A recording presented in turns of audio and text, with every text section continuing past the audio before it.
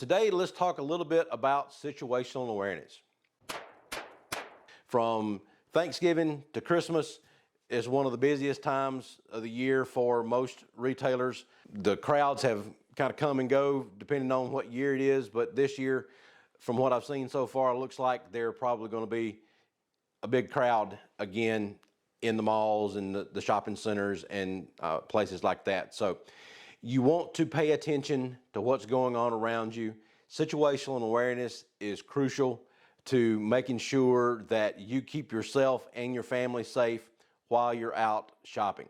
So you want to pay attention to what's going on around you. That's what situational awareness is. Just looking at stuff around you, making sure of what's going on and seeing if there's something weird that's about to happen. It's not like you're being paranoid or anything like that, but you want to just be aware of what's going on around you. So if you see something that's about to go sideways, then you can get yourself out of that situation a lot quicker than if you're not paying attention and it just blindsides you when you're not paying attention to what's going on and somebody's able to come right up on you before you know what's going on. So when you're out in the mall or grocery store or wherever you happen to be this time of year when there's a lot more people hanging around, keep things to where you don't have both arms full. If you're at the mall and you're trying to get all your Christmas shopping done and you've got a lot of big stuff, then when you're going from one store to another, maybe make trips out to your car rather than having everything in your hand at one time.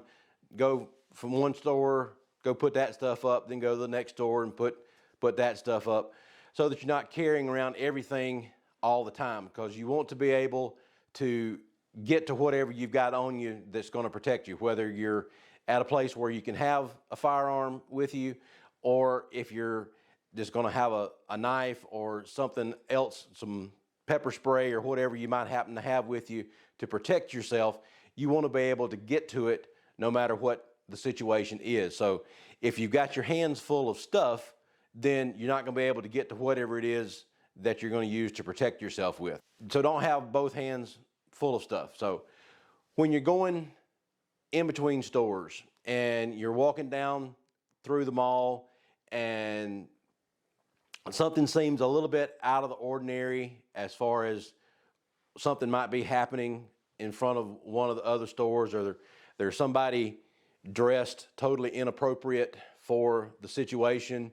I know the weather's gotten a little bit cooler, but then we've had this little warm streak the past couple of days. So if it's 70 degrees outside and somebody's in a heavy coat and all covered up, then they might look a little bit out of the ordinary. If something like that sticks out to you, then pay attention to it and try to keep yourself out of the line of fire of whatever might be about to happen in that situation.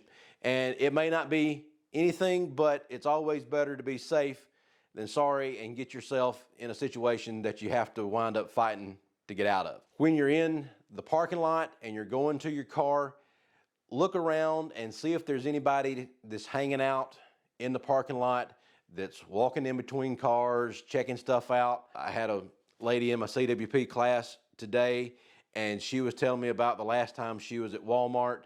She saw a guy that was just going in between the cars, and he was stopping and looking down into the cars, putting his hands on the windows, looking down into the car. So he was probably definitely up to no good.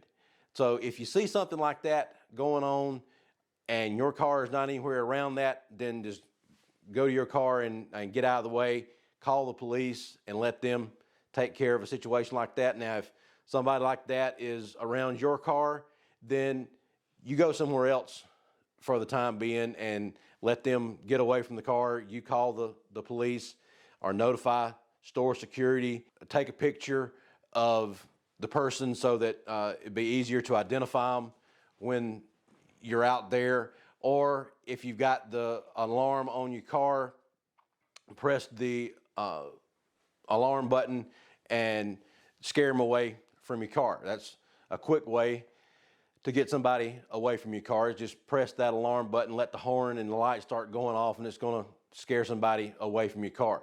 Make sure that you keep yourself safe and be able to get back home to your family. Check out doubleeaglegunworks.com for more information on situational awareness.